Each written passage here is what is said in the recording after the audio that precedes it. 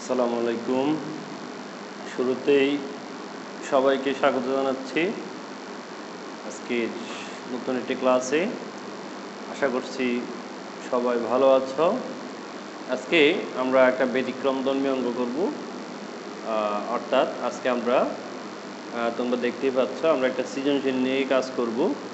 আজকে আমরা মান নির্ণয়ের একটা বিশেষ সৃজনশীল নিয়ে আমরা সমাধান করব, যেটার প্রশ্ন হচ্ছে যদি 4x² - 2x = -1 হয় তাহলে আমাদের 2x + 1/2x এর মান নির্ণয় করতে হবে এবং s² + 1/16 এর মান নির্ণয় করতে হবে এবং দেখাতে হবে যে 16 into x⁴ plus 1/256 x⁴ = -1 আমাদের দেখাইতে হবে। ওকে, তাহলে চলো আমরা একটা সমাধান করি।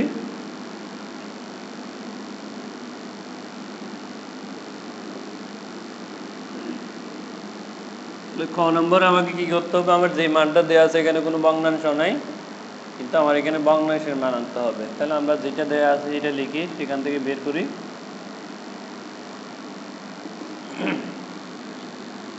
কি দেওয়া আছে? 4x² - 2x = -1। এখন আমি যেটা করব, যেহেতু আমার এখানে ভগ্নাংশ আছে, হর কত 2x, এই জন্য আমি উভয়পক্ষকে 2x দিয়ে কি করলাম, ভাগ করলাম।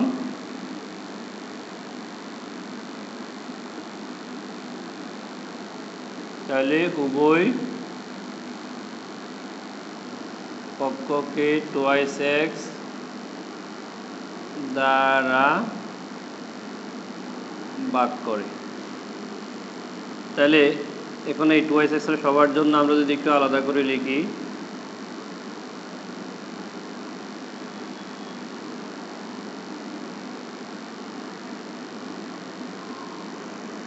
তাহলে আর কি থাকে,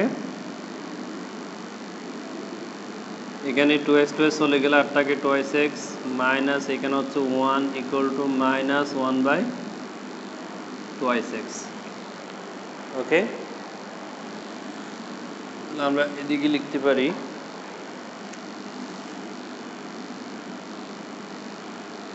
পক্ষান্তর করে 2/2x plus 1/2x = 1। এই যে আমাদের এটা চলে আসছে। তাহলে সুতরাং 2x plus 1/2x = 1। সুতরাং নির্ণেয় মান কত হলো? 1 হলো। আচ্ছা, আশা করি বোঝা যাচ্ছে।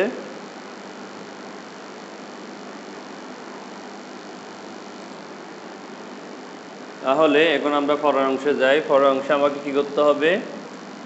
s² বানাইতে হবে। ওকে, আচ্ছা, তাহলে আমরা ক এর মানটা লিখতে পারি। ক নম্বরে আমরা যেটা করতেছি, তাহলে ক হতে প্রাপ্ত আমরা পেয়েছি হচ্ছে 2x plus 1/2x = 1। এখন আমরা সংখ্যার দিকে দেখাচ্ছি না, দেখতেছি এখানে যেহেতু আমাকে কি লিখতে হবে, x চলকের উপর স্কয়ার আনতে হবে, এই জন্য আমরা উভয়কে বর্গ করতে পারি। অঙ্কগুলো অনেকভাবে করা যায়, তবে আমি একটা পদ্ধতিতে করতেছি। এটা করলাম হচ্ছে উভয় পক্ষকে বর্গ করে। তাহলে এটা প্লাস বি হোল স্কয়ার আমরা লিখতে পারি a² plus 2ab plus b² = 1। তাহলে এখানে কত হয়? 4s² plus 2x² চলে গেলে থাকে 2 plus 1/4s² = 1। আচ্ছা, তাহলে আমরা এদিকে লিখি। তাহলে ভাগ 4s² plus 1/4s² = 1 - 2 পক্ষান্তর করলাম। তাহলে এখানে আছে আর হচ্ছে 4s square plus 1/4s square equal two -1। এখন যদি আমরা দেখি তাহলে x এর জন্য আমরা স্কয়ার পেয়ে গেলাম, কিন্তু আমার এখানে শুধু s স্কয়ার আছে, 4 নাই।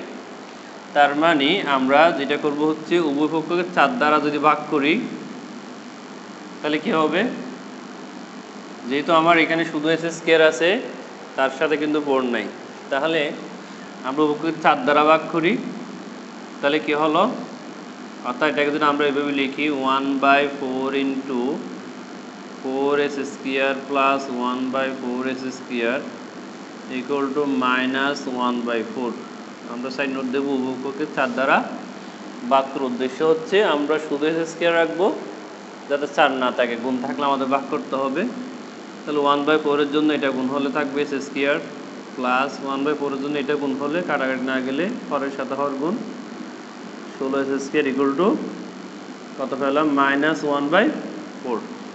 তো আমাদের প্রশ্ন কি ছিল, s স্কয়ার প্লাস 1/16 s স্কয়ারের মান নির্ণয় করো, তাহলে আমরা পেয়ে গেছি। আর মানে সুতরাং s square plus 1/16 s square equal two -1/4, এটাই হচ্ছে আমার এটার আনসার। আশা করি বোঝা গেছে। তাহলে আমরা এখন পরেরটাতে যাই।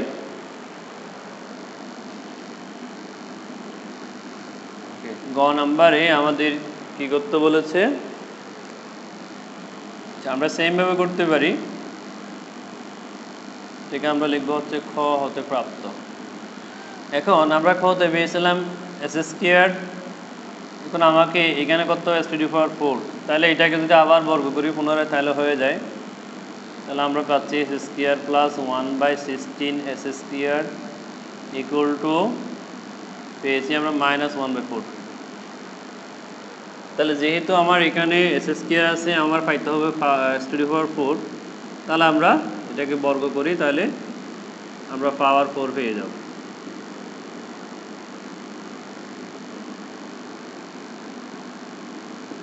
উভয় পক্ষকে বর্গ করলাম, তাহলে আবার a plus b whole square, তাহলে a square plus 2ab plus b square equal to, মাইনাসের জন্য যদি স্কয়ার হয় প্লাস হয়ে যায়, একের জন্য 1, 4-এর জন্য 16। তাহলে s স্কয়ার s থেকে কাটা যায়, 2 দিয়ে কাটলে হচ্ছে 8। তাহলে এখানে থাকে s⁴ প্লাস এখানে হচ্ছে 1/8 প্লাস এখানে হচ্ছে 1/16 এর বর্গ হচ্ছে 256 s⁴ ইকুয়াল টু 1/16। ওকে, আচ্ছা, তাহলে আমরা এদিকে লিখি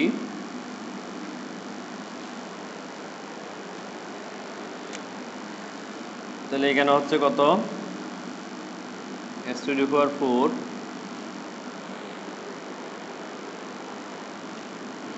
প্লাস 1/256 s⁴ ইকুয়াল টু পাচ্ছি হচ্ছে 1/16 মাইনাস 1/8। পক্ষান্তর করলাম, তাহলে দেখা যাচ্ছে কি না, ওকে। এখন আমরা যদি খেয়াল করি, এখানে আমরা তো লসাগু করতে পারি, কোনো সমস্যা নাই। আচ্ছা, করে ফেলি। তাহলে s⁴ প্লাস 1/256 s⁴, এখানে লসাগু করলে 16 1 মাইনাস 2, তাহলে আর থাকে s⁴ plus 1/256 s⁴ equal to -1/16। এখন আমার যদি প্রশ্ন থাকে বাম পক্ষে s⁴ এর সাথে কত 16টা গুণ আকারে থাকতে হবে, কিন্তু এখানে নাই, তার মানে উভয়কে 16 দ্বারা গুণ করলে কিন্তু কাজটা হয়ে গেল। 4 প্লাস 1/256 s⁴ ইকুয়াল টু -1, অর্থাৎ আমরা উভয়কে কত 16 দ্বারা গুণ করলাম। তাহলে হয়ে গেল। সুতরাং 16 into S to the power 4 plus 1/256 S to the power 4 equal to -1 কী করতে বলেছে, দেখাতে বলেছে। তাহলে আমরা লিখতে পারি এখানে দেখানো হলো। ওকে প্রিয় শিক্ষার্থীরা, আজকে আমরা একটা সৃজনশীল শিখলাম। তো আগামীতে আমরা আরও কয়েকটা সৃজনশীল নিয়ে আসবো।